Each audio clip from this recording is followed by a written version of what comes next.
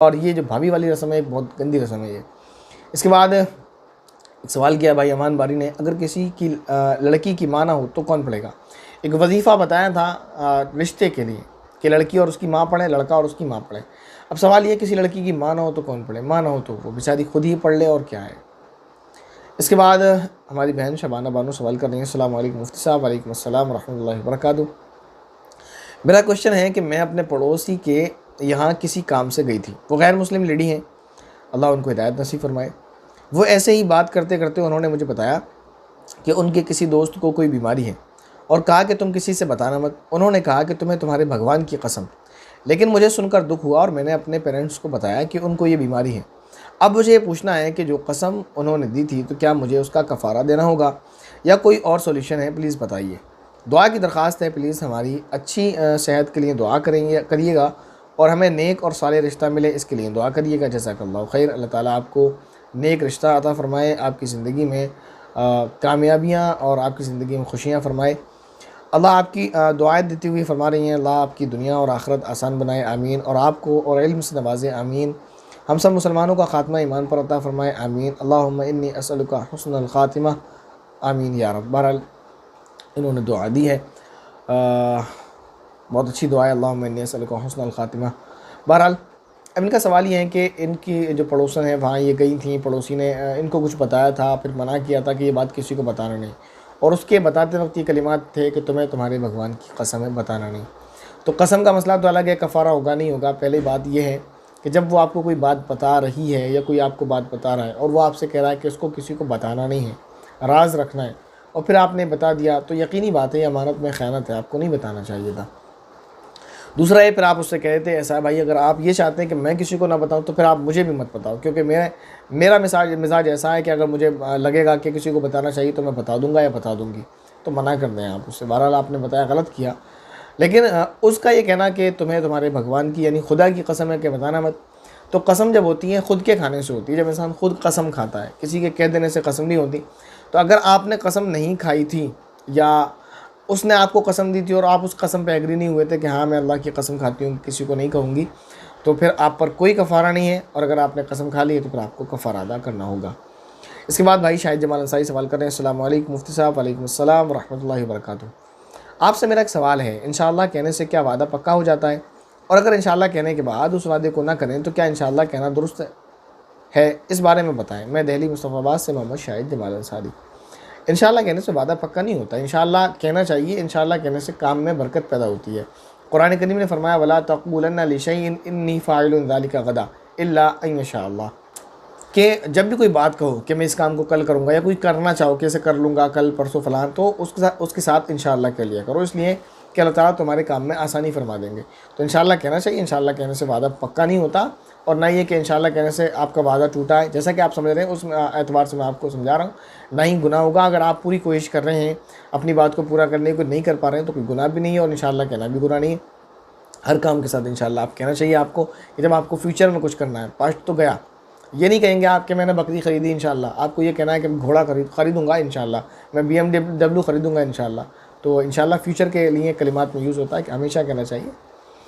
इसके बाद इन्होंने एक और कमेंट में सवाल किया, अस्सलाम वालेकुम मुफ्ती साहब। वालेकुम अस्सलाम रहमतुल्लाहि व बरकातहू। मेरा आपसे कहना है कि ज़ोहर की फ़र्द की नमाज़ छूट जाए तो क्या बाद में 4 रकात भर के पढ़नी पड़ेगी, यानी सूरत मिलाकर 4 रकात पूरी करनी पड़ेगी, बताएं। नहीं, ऐसा है, आपकी 4 रकात छूट गई, ज़ोहर की बिल्कुल नहीं पढ़ी आपने इमाम के साथ एक भी। तो आपको जो पढ़ना है तो पहली और दूसरी रकात में सूरत और सूरह फातिहा और सूरत दोनों पढ़ना है, और आखिर की 2 रकातों में सिर्फ सूरह फातिहा पढ़ना है, सूरत नहीं पढ़ना है।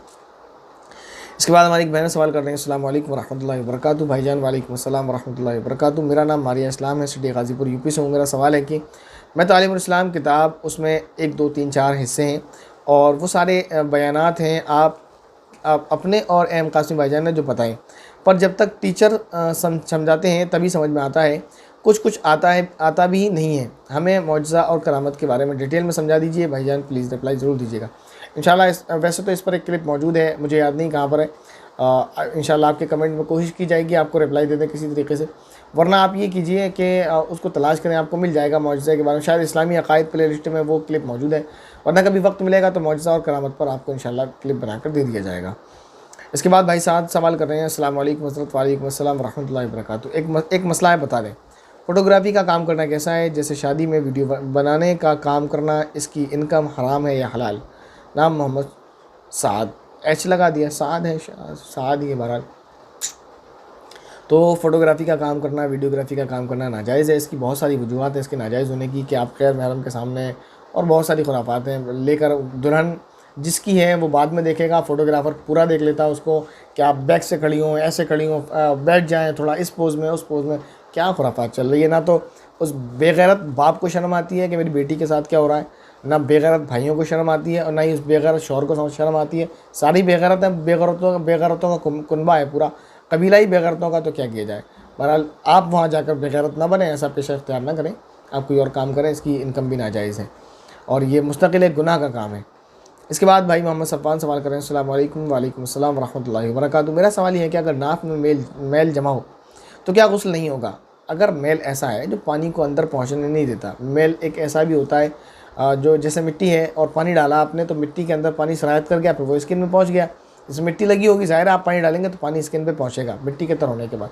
ऐसा अगर मैल है तो ज़ाहिर है गुस्ल हो जाएगा। लेकिन मतलब गुस्ल कर रहे हैं फिर मैल लगा हुआ क्यों है? आप उसे हटाएं, साफ़ करें ना, फिर गुस्ल का मकसद और मतलब क्या रह जाता है। लेकिन अगर कोई ऐसा मैल है कि गुस्ल करते वक्त पानी स्किन तक नहीं पहुँचता, तो फिर गुस्ल नहीं होगा।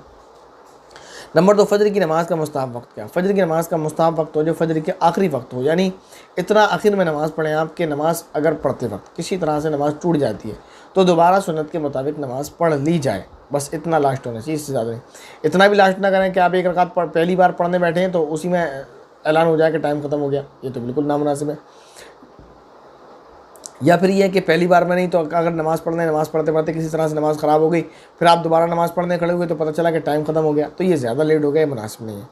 फ़जर का जो मुस्ताहब वक्त है वो ये है कि नमाज़ ऐसे पढ़ें, आप इस वक्त में पढ़ें कि एक मरतबा आप सही नमाज़ पढ़ रहे हैं और किसी तरह वजह से नमाज़ ख़त्म हो जाती है, ख़राब हो जाती है, तो दोबारा या वज़ू टूट जाता है या आपको कोई हद पेश आ जाती है जिसकी वजह से आपको दोबारा नमाज़ पढ़नी पड़ती, दोबारा नमाज़ फ़जर के वक्त के अंदर अंदर पढ़ लें। इसके बाद मोहतरमा नुसरत खान साहिबा सवाल कर रहे हैं, अस्सलाम वालेकुम मुफ्ती साहब। वालेकुम अस्सलाम व रहमतुल्लाहि व बरकातुहू।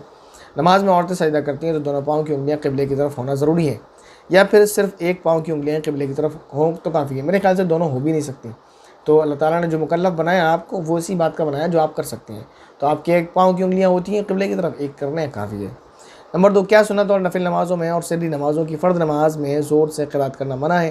ख़ातीन को और जो है ज़ोर से क़िरात करना मना है हर नमाज में। अगर घर में कोई नामहरम ना हो, महरम हो, नामहरम हो, अकेली हो, तन्हा हो, कहीं भी हो, मना है। तो थोड़ा ज़ोर से पढ़ सकते हैं नमाज में ध्यान लगाने के लिए और लफ्ज़ों को सही अदा करने के लिए। ऐसे में अगर थोड़ा सा ज़ोर से क़िरात कर ली जाए तो क्या गुनाह होगा? गुनाह तो नहीं है इस माना कर कि महज़ कुरान पढ़ने की वजह से गुनाह है। बस ये है कि औरत को मना किया गया, अगर वो फिर उसके बाद भी ख़िलाफ़ करेगी तो फिर ये नामुनासिब अमल है। अगर मुमकिन है कि गुनाह भी हो, इसलिए कि ख़िलाफ़ करेंगी तो फिर ज़ाहिर है गुनाह तो होगा ही। तो लिहाजा आपके लिए हुक्म यही है कि आप आहिस्ता आवाज़ से क़िरात करें और जो आप पढ़ रहे हैं उस पर गौर करें, तो इंशाअल्लाह नमाज़ में दिल लग जाएगा। इसके बाद हमारी एक बहन का सवाल है और शायद वो इस कमेंट का आखिरी सवाल कर रही हैं, अस्सलाम वालेकुम व रहमतुल्लाहि व बरकातुहू। वालेकुम अस्सलाम व रहमतुल्लाहि व बरकातुहू। मैं आगरा से हूँ, माशाल्लाह बहुत करीब हैं आप। मुफ्ती साहब आप कैसे हैं? अल्लाह आपको खुश रखें और आपकी दुआओं को कबूल फ़रमाए, आमीन। अल्लाह ताला आपकी तमाम परेशानियों को जो है दूर फरमाए और आपकी तमाम दुआओं को कबूल फ़रमाए। आप वक्त पर ही जवाब देकर हमें सही राह दिखाते हैं, आपका बहुत बहुत शुक्रिया। एक सवाल है, सिर्फ़ सल्लल्लाहु अलैहि वसल्लम पढ़ लें तो ये भी आका तक पहुँच जाएगा और कबूल होगा? जी बिल्कुल पहुँचेगा और कबूल होगा। और मुफ्ती साहब ख्वाब में आका का दीदार कैसे हो सकता है? हो भी तो प्लीज़ बताएं, हो सकता है, हो भी तो बताएं। बात बहरहाल कुछ मिस्टेक हुआ है, आका का दीदार कैसे हो सकता है? जो भी हो बताएं, शायद ये लिखा है। प्लीज़ मुफ्ती साहब उर्दू में शबनम उस्मानी सही लिखा है या नहीं, और मेरे नाम का मायना भी बताएं और गलतियों को भी बताना मुफ्ती साहब। तो पहले गलतियाँ बताते हैं आपकी। पहली गलती आपकी, आपने लिखा है आप वक्त को आपने बा के साथ लिखा है। आप वक्त लिखा जाएगा वाव के साथ, वाव काफ था। वक्त पर ही जवाब देकर हमें सही में आपने आखिर में जो छोटा हा बनाया इसकी जगह बड़ा बनेगा, यहाँ पर आपको लिखना है सही। और राह में आपने बड़ा हा बना दिया, यहाँ छोटा बनेगा, राह लिखना है, राह दिखाते हैं। आपका बहुत बहुत शुक्रिया। एक सवाल है और सिर्फ जो आपने लिखा सा और या से, ये सा और या से नहीं लिखा जाएगा बल्कि स्वाद से लिखा जाएगा, स्वाद राफा। सिर्फ सल्लल्लाहु अलैहि वसल्लम पढ़ लें तो ये भी आका तक पहुंच जाएगा और कबूल होगा। कबूल आपने जो सही नहीं लिखा है वो लिखा जाएगा काफ दो नुक्ते वाला, फिर बा फिर वाव फिर लाम, कबूल। होगा छोटे हाथ से लिखा जाएगा। और मुफ्ती साहब ख्वाब, ख्वाब जो लिखा जाएगा वो लिखा जाएगा ख्वा फिर वाव फिर अलिफ फिर बा, ख्वाब। आका का दीदार, यहाँ पहले ऊपर आका सही लिखा है, नीचे छोटे काफ से लिख दिया, बड़े काफ से लिखा जाएगा, कैसे हो सकता है? जो भी हो बताएं प्लीज़ मुफ्ती साहब। उर्दू में शबनम उस्मानी सही लिखा है बिल्कुल, और सही जो आपने लिखा है वो गलत लिखा है। सही में आखिर में छोटी हा नहीं बल्कि बड़ी हा आएगी। और इसके बाद करेंगे मेरे नाम का माना आपके नाम का शबनम जो है, सर्दी के मौसम में जो पत्तों पर बारीक बारीक सी बूंद होती है इसे ओस बोलते हैं, उस ओस का नाम है शबनम। और शबनम एक किस्म का बारीक कपड़ा भी होता है, उसको कहते हैं शबनम। बहरहाल अब आपका ये कहना है कि आका का दीदार कैसे हो सकता है, इंशाल्लाह जल्दी इस पर एक अमल है और मुजर्रब है, बहुत मुफीद है, वो बताएंगे इंशाल्लाह आपको। उस अमल को कर लेंगे इंशाल्लाह फ़ायदा होगा और नबी करीम सल्लल्लाहु अलैहि वसल्लम का आपको दीदार भी नसीब होगा।